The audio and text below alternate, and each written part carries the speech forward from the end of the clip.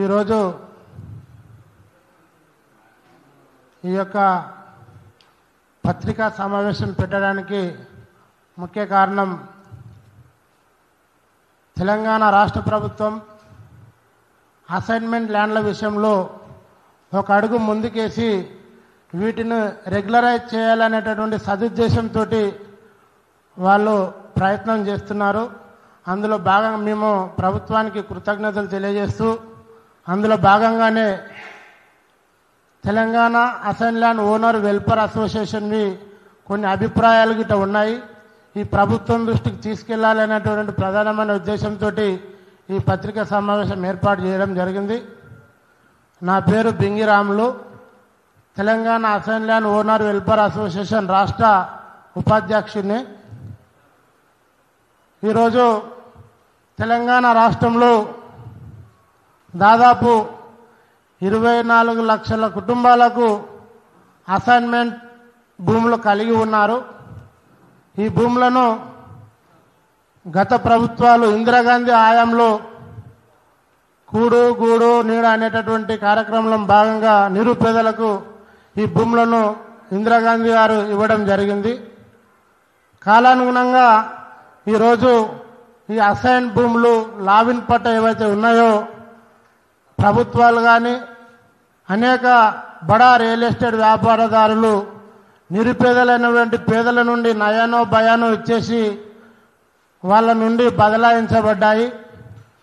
ముఖ్యంగా గత 10 ఏళ్లలో గత ప్రభుత్వం ఒక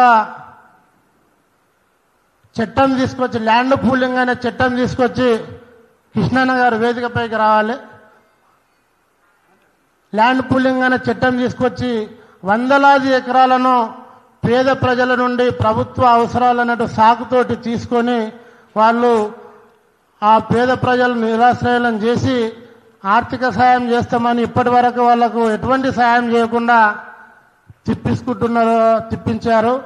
కాబట్టి మేము ప్రధానంగా ఈరోజు అసైన్ భూములపై పిఓటి చట్టాన్ని ఎత్తివేసి అసైన్ దారులకే పూర్తి హక్కులు కల్పించాలని మేము ప్రధానమైన డిమాండ్ ప్రభుత్వానికి చేస్తూ ఉన్నాం. అదేవిధంగా గత ప్రభుత్వాలలో అన్యాక్రాంతమైనటువంటి అసైన్మెంట్ భూములను తిరిగి అసైన్డ్ దారులకి ఇచ్చే విధంగా ఇలా ప్రణాళికలు ప్రభుత్వాన్ని ఉండాలని చెప్పేసి కోరుకుంటూ, అదేవిధంగా గత 10 ఏళ్లలో తెలంగాణలో ఆంధ్ర పెట్టుబడిదారులు రియల్ ఎస్టేట్ వ్యాపారులు వందలాది ఎకరాల భూములను కబ్జా చేసి పొజిషన్ తీసుకోవడం జరిగింది.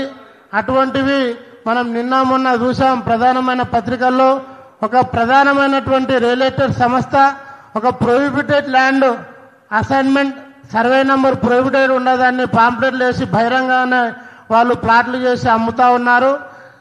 అధికారులు నిమ్మకు నీరెత్తినట్టు వారితో కుమ్మక్కై అప్పన కూర్చొని ఈ విధంగా పేద ప్రజలను విపరీతమైన దోపిడీ చేస్తున్న సంఘటనలు చూసి ఇవన్నీ ప్రభుత్వం దృష్టికి తీసుకురావాలనే ఉద్దేశంతో మేము ఈరోజు ఇక్కడ సమావేశం కావడం జరిగింది. కాబట్టి వీటన్నిటిని దృష్టిలో ఉంచుకొని ప్రభుత్వం పేదలకు న్యాయం చేయాలనేటువంటి ఉద్దేశంతో ప్రభుత్వానికి మేము విజ్ఞప్తి చేస్తా ఉన్నాం.